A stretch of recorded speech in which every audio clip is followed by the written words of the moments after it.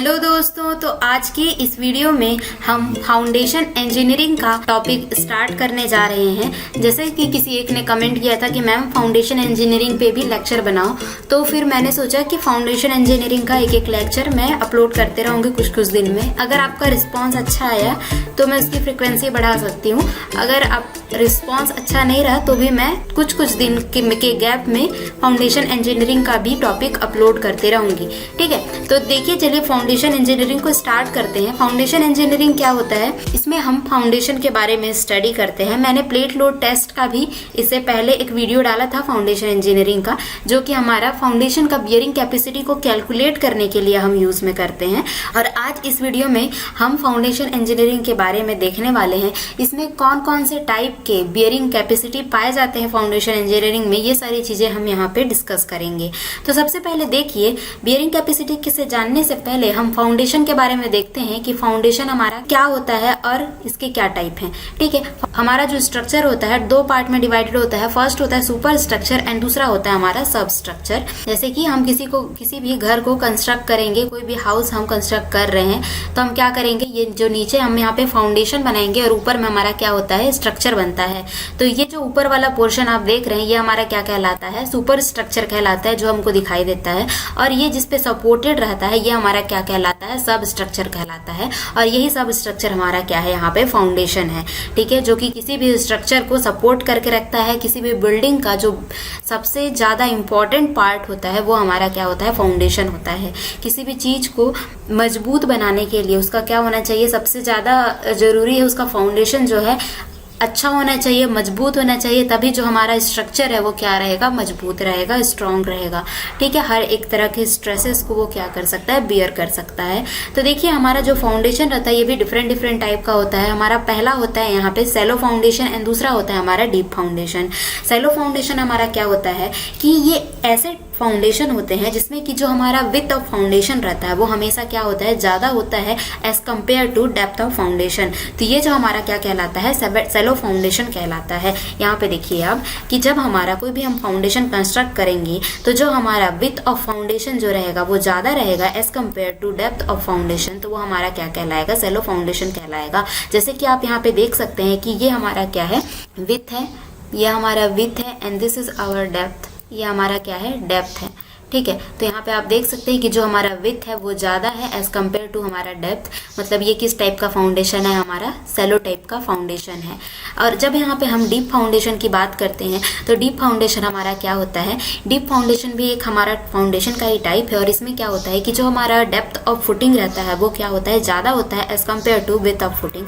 तो यहाँ पे देखिए कि इस तरह का अगर यहाँ पे हमारा फुटिंग बन रहा है, ये इस तरह का, तो यहाँ पे आप देख सकते हैं कि ये जो डेप्थ है हमारा, ये जो डेप्थ है हमारा क्या है, ज्यादा है एज कंपेयर टू जो हमारा विड्थ है इससे।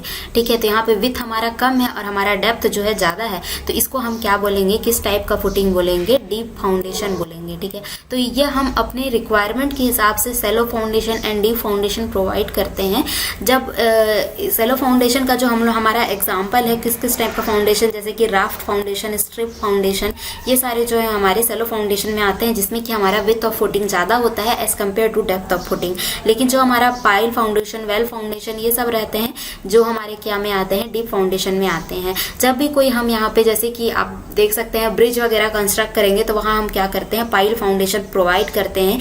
ज्यादा डेप्थ तक हम फाउंडेशन को प्रोवाइड करते हैं उस केसेस में। लेकिन अगर हम नॉर्मल रेसिडेंशियल पर्पस के लिए घर बना रहे हैं तो वहां हम सैलो फाउंडेशन प्रोवाइड करेंगे। तो चलिए देखते हैं कि क्या क्या डिफरेंट टाइप के बियरिंग कैपेसिटीज हैं एंड बियरिंग कैपेसिटी होता क्या है, ये सारी चीजों के बारे में आगे देखते हैं हम, जो कि फ्रिक्वेंटली यूज होंगे आपके फाउंडेशन इंजीनियरिंग के टॉपिक्स में। तो देखिए यहाँ पे हम टाइप ऑफ बियरिंग कैपेसिटीज के बारे में डिस्कस करने जा रहे हैं। टाइप्स ऑफ बियरिंग कैपेसिटी हमारा क्या होता है कि इसमें डिफरेंट टाइप के बियरिंग कैपेसिटीज के बारे में हम पढ़ेंगे। सबसे पहले समझते हैं कि हमारा बियरिंग कैपेसिटी क्या है। बियरिंग कैपेसिटी जो होता है हमारे किसी भी सॉइल का ऐसा कैपेसिटी होता है जिससे कि वो क्या कर सकता है, मैक्सिमम मैक्सिमम प्रेशर हैंडल कर सकता है विदाउट फेलियर। ठीक है, जैसे कि यहाँ पे देखिए आप, ये हमारा क्या है, कोई भी यहाँ पे सेलो फाउंडेशन हमारा इस तरह से बना हुआ है, ये हमारा सेलो फाउंडेशन है। तो क्या करेगा कि कोई भी लोड जब यहाँ पे आता है तो हम बियरिंग कैपेसिटी इस सॉइल का क्या होगा ये क्या बोलेंगे, क्योंकि जैसे कि कोई भी लोड हमारे फाउंडेशन पे आएगा तो उसको कौन रजिस्ट कर रहा है, ये सॉइल ही रजिस्ट कर रहा है। ठीक है, तो फिर हमारा जो बियरिंग कैपेसिटी ऑफ सॉइल है ये क्या होगा कि ये जो मैक्सिमम अमाउंट ऑफ प्रेशर जो कि हमारा क्या कर सकता है, सॉइल हैंडल कर सकता है विदाउट एनी फेलियर, ये हमारा क्या कहलाएगा, बियरिंग कैपेसिटी ऑफ सॉइल कहलाएगा। ठीक है, बियरिंग कैपेसिटी कोई अलग सा कोई चीज़ नहीं है, ये मैक्सिमम अमाउंट ऑफ प्रेशर है। ठीक है, जो कि हम एक्सटर्नली अप्लाई करेंगे अपने फाउंडेशन में, और जब हम मैक्सिमम प्रेशर हम अप्लाई करेंगे फाउंडेशन में तो ये जो प्रेशर है ये किसको ट्रांसफर करेगा, ये जो सॉइल प्रेजेंट है इसके नीचे इसको ट्रांसफर करेगा। जो भी मैक्सिमम जो भी प्रेशर आएगा हमारे फाउंडेशन में वो किसको ट्रांसफर करेगा, सॉइल को ट्रांसफर करेगा। और हमारा जो सॉइल है वो कितना maximum amount of pressure handle कर सकता है विदाउट फेलियर, ये हमारा क्या कहलाएगा, बियरिंग कैपेसिटी ऑफ सॉइल कहलाएगा। ठीक है, तो यहाँ से बियरिंग कैपेसिटी की बात हम समझ चुके हैं। अब जो हमारा बियरिंग कैपेसिटी रहता है वो डिफरेंट टाइप का होता है। पहला जो होता है हमारा ग्रॉस प्रेशर होता है। ठीक है, ग्रॉस प्रेशर क्या होता है, it is the total pressure occurring at the base of the footing due to applied load, self weight of the footing and overburden pressure. तो यहाँ पे देखिए कि जितना भी लोड, ये हमारा क्या है, सेलो फाउंडेशन है, जितना भी लोड हम यहाँ पे अप्लाई करेंगे हमारे फाउंडेशन में उसको रजिस्ट करने के लिए क्या होगा कि हमारा जो सॉइल रहेगा वो क्या करेगा, फोर्स लगाएगा ऊपर की तरफ। हमारा जो सॉइल रहेगा ये भी प्रेशर एग्जर्ट करेगा। ठीक है, तो जो हमारा सॉइल प्रेशर एग्जर्ट करता है ये हमारा क्या कहला जाता है, बियरिंग कैपेसिटी कहला जाता है। ठीक है, तो जितना भी लोड हम अप्लाई करेंगे उसी को रजिस्ट करने के लिए ऊपर के डायरेक्शन में क्या करेगा, हमारा सॉइल भी रिएक्शन लगाएगा, और ये जो जितना भी इसका वैल्यू होगा, जितना भी प्रेशर आएगा ये हमारा क्या कहलाएगा, बियरिंग कैपेसिटी कहलाएगा, जो कि हमारा जो अप्लाइड प्रेशर है इसके इक्वल होगा। तो देखिए कि यहाँ पे हम बोल रहे हैं कि जो भी प्रेशर अकर हो रहा है, ठीक है, at the base of the footing including weight, self weight of the footing and overburden pressure, overburden भी आपको बताऊंगी। जो भी लोड हमारे सॉइल में आ रहे हैं तो क्या होगा कि इसके अपोजिट क्या करेगा, सॉइल तो रिएक्शन लगाएगा ही, तो जितना लोड आएगा वही हमारा क्या हो जाएगा, यहाँ पे बियरिंग कैपेसिटी भी हो जाएगा। हम समझ सकते हैं इसको कि जितना लोड हम लगाएंगे उसी के अपोजिट हमारा क्या देगा, सॉइल रिएक्शन मारेगा। तो जितना हमारा हम लोड अप्लाई करेंगे उसी के करस्पॉन्डिंग हमारा क्या करेगा, सॉइल भी रिएक्शन लगाएगा। तो यहाँ पे देखिए कि डिफरेंट टाइप के डिफरेंट कैटेगरी के अकॉर्डिंग हम इसको क्लासीफाई कर रहे हैं। तो यहाँ पे जब हम ये जो सेल्फ वेट ऑफ फुटिंग जो रहेगा हमारा, जैसे कि हमने यहाँ पे फुटिंग को कंस्ट्रक्ट किया है तो इसका भी वेट आएगा। और ओवरबर्डन मतलब क्या हो जाएगा कि जो हमारा फुटिंग जो रहेगा कुछ नीचे में हम इसको बनाएंगे, जैसे कि यहाँ पे डीएफ डेप्थ तक हमने क्या किया है, यहाँ पे डिग किया है, उसके बाद हमने हमारा फुटिंग को प्लेस किया है। तो जो डीएफ डेप्थ तक जो भी यहाँ पे सॉइल प्रेजेंट है इसका क्या होगा, सेल्फ वेट होगा। तो इसका जो सेल्फ वेट है वो भी कहाँ पे लगेगा, यहाँ पे एक्ट करेगा, ये जो रहेगा ये बेस ऑफ फुटिंग में, क्योंकि यहीं पे हमारा क्या कर रहा है, सॉइल रिएक्शन एक्सर्ट कर रहा है। ठीक है, तो यहाँ पे जो भी सॉइल रहेंगे इसके कारण भी क्या करेगा कि लोड आएगा यहाँ पे बेस पे। और तीसरा जो हमारा क्या होगा कि जो हमारा एक्सटर्नल लोड हम अप्लाई कर रहे हैं इसके कारण भी क्या आ जाएगा, यहाँ पे लोड आएगा। तीन चीजों के कारण आएगा। पहला होगा अप्लाइड लोड, दूसरा होगा सेल्फ वेट ऑफ फुटिंग जो कि आप फुटिंग देख रहे हैं, और तीसरा होगा ओवरबर्डन प्रेशर। ओवरबर्डन प्रेशर क्या होता है कि जो हमारा फाउंडेशन है इसके ऊपर जो भी सॉइल प्रेजेंट है इसके कारण जो भी प्रेशर आएगा ये हमारा क्या कहलाएगा, ओवरबर्डन प्रेशर कहलाएगा। तो हमारा फाउंडेशन के ऊपर मतलब कितना ऊपर, तो ये जो बेस आपको शो हो रहा है इससे ऊपर मतलब कि ये जो आपको डीएफ डेप्थ शो हो रहा है ना, यहाँ तक जो भी हमारा सॉइल प्रेजेंट है ये हम इसके कारण जो भी प्रेशर आ रहा है वो क्या हो जाएगा, यहाँ पे ओवरबर्डन प्रेशर आ जाएगा। और इसको हम क्या से डिनोट करते हैं, गामा डीएफ से डिनोट करते हैं। गामा जो होता है हमारा क्या होता है कि ये जो यूनिट वेट, ये जो सॉइल देख रहे हैं इसका जो भी यूनिट वेट होगा वो हमारा क्या होता है, गामा से हम डिनोट करते हैं। और डीएफ क्या है, हमारा डेप्थ ऑफ फुटिंग है। और डेप्थ ऑफ फुटिंग हम कहाँ से लेते हैं, ये जो बेस ऑफ फुटिंग आप देख रहे हैं इससे ऊपर कितना जो भी हमारा ग्राउंड लेवल होगा उतना तक जो भी हमारा डेप्थ है ये हमारा क्या कहलाएगा, डेप्थ ऑफ फुटिंग कहलाएगा। तो ओवरबर्डन प्रेशर हमारा क्या होता है, हमेशा गामा डीएफ के इक्वल होता है। गामा भी हमारे डिफरेंट टाइप के होते हैं, ड्राई होता है, सबमर्ज्ड होता है, सैचुरेटेड होता है। तो वो अगर वाटर टेबल यहाँ पे प्रेजेंट है तो ये हमारा गामा क्या हो जाएगा, गामा सैचुरेटेड हो जाएगा। कोई वाटर प्रेजेंट नहीं है तो ये हमारा क्या हो जाएगा, गामा डी हो जाएगा, मतलब कि ड्राई यूनिट वेट हो जाएगा। ठीक है, तो यहाँ पे हमारा जो ग्रॉस प्रेशर क्या होगा कि जो कोई भी load, applied load plus self weight of the footing plus overburden, इन तीनों चीज़ें जब एग्जर्ट होंगी हमारे बेस ऑफ फुटिंग में, तो उसको रजिस्ट करने के लिए जो हमारा जो सॉइल है वो क्या करेगा, रिएक्शन जो देगा वो हमारा क्या कहलाएगा, ग्रॉस प्रेशर कहलाता है। ठीक है, तो यहाँ तक आपको समझ में आ गया होगा। अब आगे बढ़ देखिए, इसी चीज़ को मैंने यहाँ पे लिखा है कि जो हमारा ग्रॉस प्रेशर होगा, जो कि हमारा जो सॉइल लगा रहा है यहाँ पे बेस ऑफ फुटिंग में, ये क्या हो जा रहा है, pressure due to applied load plus pressure due to self weight of the footing plus overburden pressure, जो कि हमारा क्या है कि ये हमारे बेस के ऊपर जो भी हमारा सॉइल प्रेजेंट है ग्राउंड लेवल तक, इसके कारण जो हमारा ओवर प्रेशर आएगा यहाँ पे बेस ऑफ फुटिंग में, ये हमारा क्या कहलाएगा, ओवरबर्डन प्रेशर कहलाएगा, जो कि हमारा क्या हो जाएगा, इस सॉइल का unit weight into depth of foundation. इसके बाद हमारा नेक्स्ट टाइप का जो प्रेशर होता है वो क्या होता है, नेट प्रेशर होता है। नेट प्रेशर मतलब कि आप जहां भी नेट वर्ड देखते हैं, ठीक है, ये फाउंडेशन इंजीनियरिंग में नेट का मतलब होता है कि जो हमारा ओवरबर्डन प्रेशर है उसको हमने क्या कर दिया, हटा दिया है। ओवरबर्डन प्रेशर हमने अभी देखा कि जो हमारा जो सॉइल है वो पहले से जो एग्जिस्ट कर रहा है फाउंडेशन के ऊपर, वो हमारा क्या है, उसके कारण जो प्रेशर है वो हमारा क्या है, ओवरबर्डन प्रेशर है। जैसे कि यहाँ पे ये जो सॉइल था ये हमारा क्या था कि पहले से एग्जिस्ट कर रहा था, हमने क्या किया था, यहाँ पे डिग किया था, डिग करके हमने इस फाउंडेशन को प्लेस किया है। लेकिन और उसके बाद क्या किया, यहाँ पे जो भी स्पेस था उसमें जो सॉइल था इसको फिलअप कर दिया, इस तरह से यहाँ पे सॉइल जो है फिलअप कर दिया है। तो ये जो सॉइल था ये तो पहले से ही प्रेजेंट था, ये तो पूरा पैक था इनिशियली, और हमने क्या किया कि एक गड्ढा बनाया और उसमें क्या किया है, फाउंडेशन को एक्स्ट्रा हमने प्लेस कर दिया है, और फाउंडेशन को प्लेस करने के बाद जो भी स्पेस बचा उसको भी मिट्टी से फिर से फिलअप कर दिया। तो ये जो मिट्टी थी हमारी पहले से ही प्रेजेंट था, हमारा जो ग्राउंड था उसमें तो ये मिट्टी पहले से ही प्रेजेंट थी। तो ये तो हमारा जो ओवरबर्डन प्रेशर है, ये जो ओवरबर्डन प्रेशर इस जगह पे आ रहा है, ये तो पास्ट से ही प्रेजेंट है, मतलब बहुत पहले से ही प्रेजेंट है। ये कोई एक्स्ट्रा लोड तो है नहीं जो ओवरबर्डन प्रेशर है। जो एक्स्ट्रा लोड यहाँ पे किसके कारण आ रहा है, जो हम यहाँ से ऊपर से अप्लाई कर रहे हैं वो एक्स्ट्रा लोड है, एंड जो हमारा जो फुटिंग का जो लोड है ये हमारा एक्स्ट्रा लोड है जो हमने सॉइल को दिया है।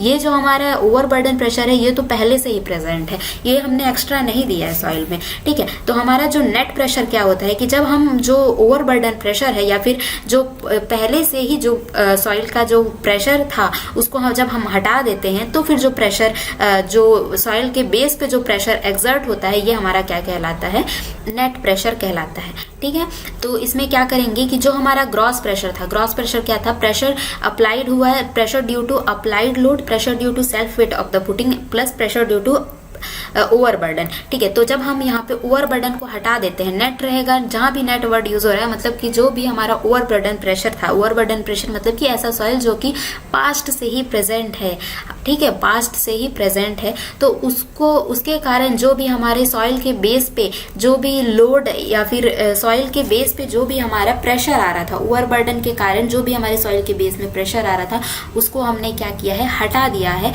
तो हमारा जो प्रेशर आएगा वो हमारा क्या कहलाता है, नेट प्रेशर कहलाता है। तो यहाँ पे देखिए कि जैसे कि ये, तो यहाँ पे जो भी सॉइल, ये हमारा क्या है, फाउंडेशन का बेस है। ठीक है, तो अब यहाँ पे जो पहले हमारा क्या था, QG हमारा क्या लग रहा था, सॉइल जो है रिएक्शन लगा रहा था, यहाँ से QG अमाउंट का यहाँ पे रिएक्शन लग रहा था फाउंडेशन के बेस पे।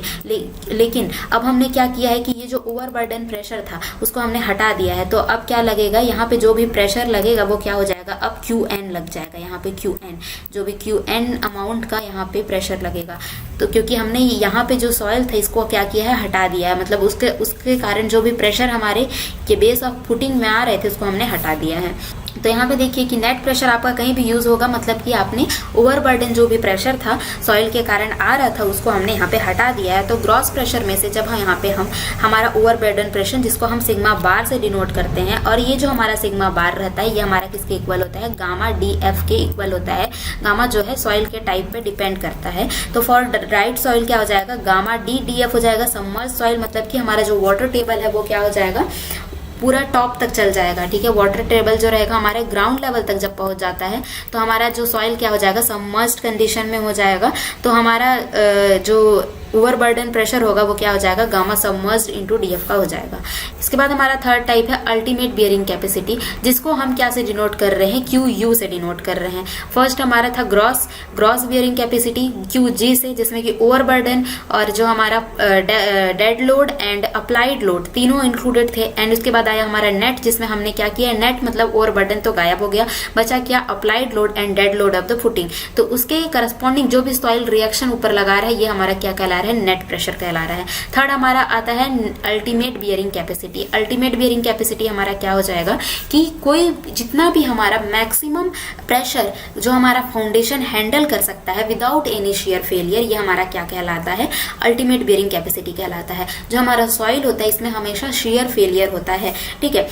तो देखिए कि जो जितना भी मैक्सिमम अमाउंट ऑफ प्रेशर जो कि हमारा सॉइल क्या कर सकता है, हैंडल कर सकता है विदाउट एनी फेलियर, तो यह हमारा क्या कहलाता है, अल्टीमेट बियरिंग कैपेसिटी कहलाता है। तो इसको हम क्या कर सकते हैं, क्यू यू से डिनोट करते हैं, और ये हमारा किसके इक्वल होता है, मैक्सिमम ग्रॉस प्रेशर के इक्वल होता है। ग्रॉस प्रेशर क्या है कि हमारा डेड लोड एंड ओवरबर्डन तो इंक्लूडेड है ही, और अप्लाइड लोड है, लेकिन हम क्या कर सकते हैं, ओवरबर्डन को तो हम चेंज नहीं कर सकते, और हमारा जो डेड लोड है उसको तो चेंज नहीं कर सकते, लेकिन अप्लाइड लोड जो है उसको तो हम चेंज कर सकते हैं ना। तो क्या होगा कि मैक्सिमम अप्लाइड लोड हम कितना उसमें अप्लाई करें, कितना मैक्सिमम लोड अप्लाई करें कि जो हमारा जो विदाउट शियर फेलियर जो हमारा जो फाउंडेशन है वो उसको क्या कर सके, बियर कर सके। तो ये हमारा क्या हो जाएगा, ultimate bearing capacity of soil हो जाएगा, ठीक है।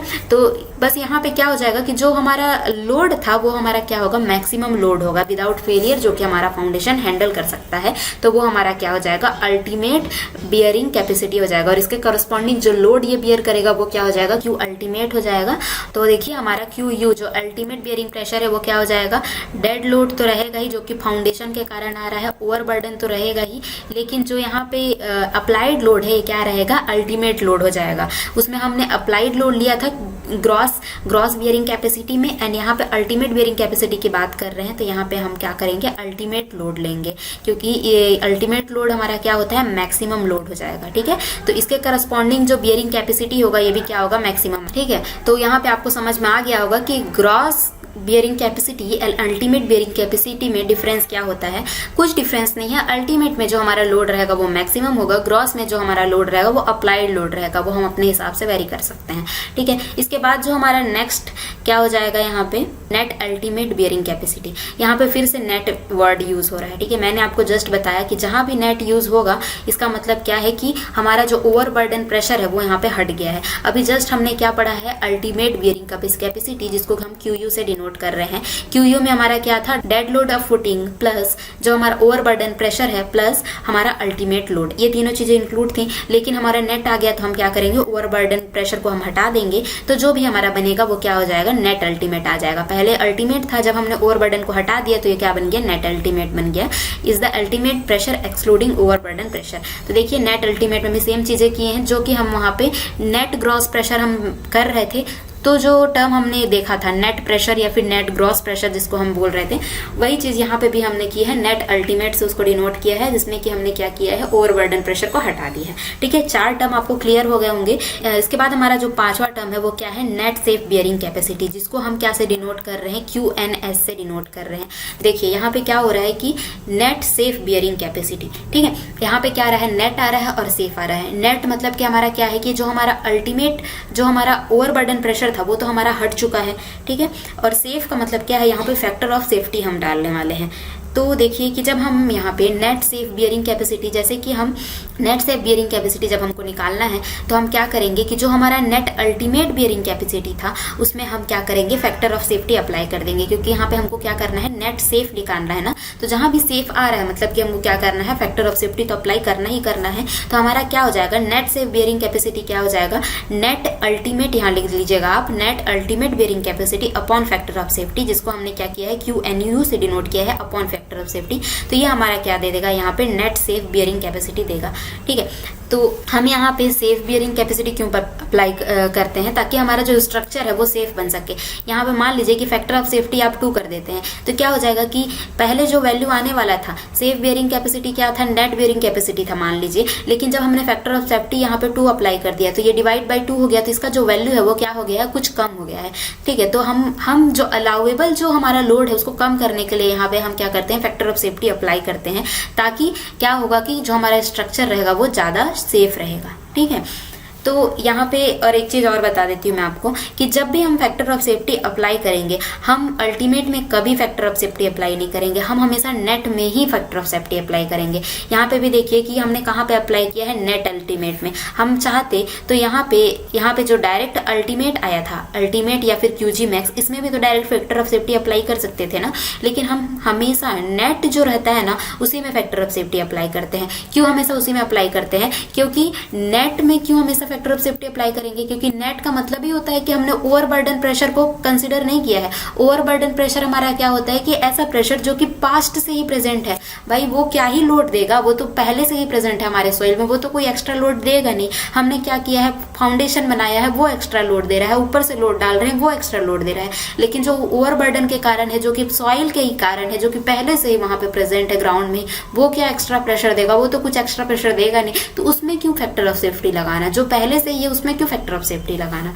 ठीक है, तो इसीलिए आप हमेशा इस पॉइंट को ध्यान में रखिए कि आप कभी भी आपको ग्रॉस में या फिर अल्टीमेट में, हाँ कभी भी आप सेफ फैक्टर ऑफ सेफ्टी आप कभी अप्लाई मत करिए। आप हमेशा, अगर आपको ग्रॉस बियरिंग कैपेसिटी दिया हुआ है तो आप उससे हमेशा नेट प्रेशर निकालिए, ओवरबर्डन प्रेशर को माइनस करके, और उसमें फिर फैक्टर ऑफ सेफ्टी लगाइए। या फिर आपको अल्टीमेट प्रेशर दिया हुआ है तो आप क्या करेंगे कि उसमें से ओवरबर्डन प्रेशर को माइनस करिए, और उसके बाद हम क्या करेंगे, यहाँ पे फैक्टर ऑफ सेफ्टी लगाएंगे। मतलब कि साफ बात यह है कि जहां पे आपको फैक्टर ऑफ सेफ्टी आप कहाँ पे लगाएंगे, जहां पे आपको नेट पता होगा। ठीक है, या फिर नेट निकालिए। अगर आपको अल्टीमेट दिया हुआ है डायरेक्ट या फिर ग्रॉस डायरेक्ट दिया हुआ है तो आप क्या करेंगे, नेट पहले निकालेंगे और उसके बाद उसमें फैक्टर ऑफ सेफ्टी लगाएंगे। क्योंकि फैक्टर ऑफ सेफ्टी जो रहता है हमेशा ऐसी चीजों पे लगता है जो कि हम एक्स्ट्रा उसमें अप्लाई कर रहे हैं। सॉइल में जब हम एक्स्ट्रा लोड देंगे तो तब हम फैक्टर ऑफ सेफ्टी लगाएंगे। जो चीज पहले से ही प्रेजेंट है वो तो थोड़ी ना कुछ सॉइल को लोड दे रहा है, वो थोड़ी ना कुछ कर रहा है, मतलब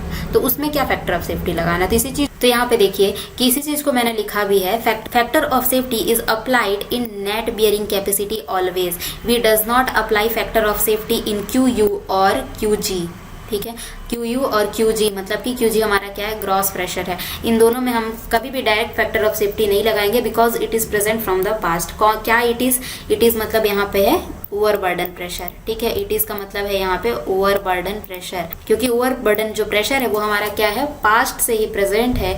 इसीलिए जब हम फैक्टर ऑफ सेफ्टी लगाएंगे तो हम किस में लगाएंगे, नेट अल्टीमेट बियरिंग कैपेसिटी या फिर नेट ग्रॉस प्रेशर, या फिर हमने इसको क्या से डिनोट किया है, नेट प्रेशर लिखा है डायरेक्टली। ठीक है, तो हम इसी में ही फैक्टर ऑफ सेफ्टी अप्लाई करेंगे। QU एंड QG में हम कभी भी अप्लाई नहीं करेंगे, क्योंकि QU में हमारा क्या प्रेजेंट होता है, ओवरबर्डन प्रेशर प्रेजेंट होता है। QG में भी हमारा क्या होता है, ओवरबर्डन प्रेशर प्रेजेंट होता है।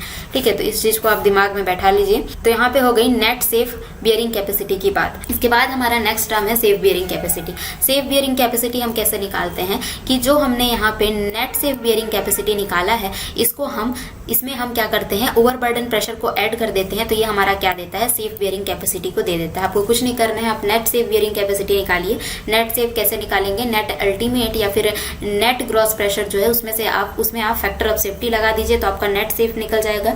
नेट सेफ निकल गया। अगर आपको सेफ बियरिंग कैपेसिटी निकालना है तो नेट सेफ बियरिंग कैपेसिटी में ही ओवरबर्डन प्रेशर को ऐड कर दीजिए, तो आपको क्या मिल जाएगा, सेफ बियरिंग कैपेसिटी मिल जाएगा। तो यहाँ पे भी वही मैंने किया है, QNS प्लस सिग्मा बार। ठीक है, और सेफ बियरिंग कैपेसिटी को हम QS से डिनोट कर रहे हैं। और यहाँ पे देखिए कि नेट सेफ बियरिंग कैपेसिटी को हम कैसे निकालते थे, यहाँ पे नेट अल्टीमेट या फिर नेट ग्रॉस प्रेशर या फिर नेट प्रेशर में से हम फैक्टर ऑफ सेफ्टी लगाएंगे, तो जितना भी वैल्यू आता था वो हमको क्या देता था, नेट सेफ देता था। और यहाँ पे हम क्या लिखे हैं, प्लस सिग्मा बार लिखे हैं। तो इसका जो फॉर्मूला है वो ये बन जाता है, QS इज इक्वल टू, यहाँ पे नेट अल्टीमेट क्या होता था, यहाँ पे नेट है मतलब ओवरबर्डन प्रेशर हटा हुआ है, तो फिर क्या होगा, अल्टीमेट में से ओवरबर्डन प्रेशर को माइनस किए upon factor of safety as it is plus sigma bar. तो ये जो है इसका फाइनल फॉर्मूला है। ठीक है, आई होप आप लोगों को समझ में आया होगा ये। तो आज की इस वीडियो में बस इतना ही। अगर वीडियो आपको पसंद आया तो वीडियो को लाइक कीजिए और हमारे चैनल को सब्सक्राइब कीजिए। अगर आपको कोई भी डाउट है इस लेक्चर से रिलेटेड तो आप नीचे कमेंट बॉक्स में पूछ सकते हैं, मैं पूरी कोशिश करूंगी आपका डाउट सॉल्व करने का।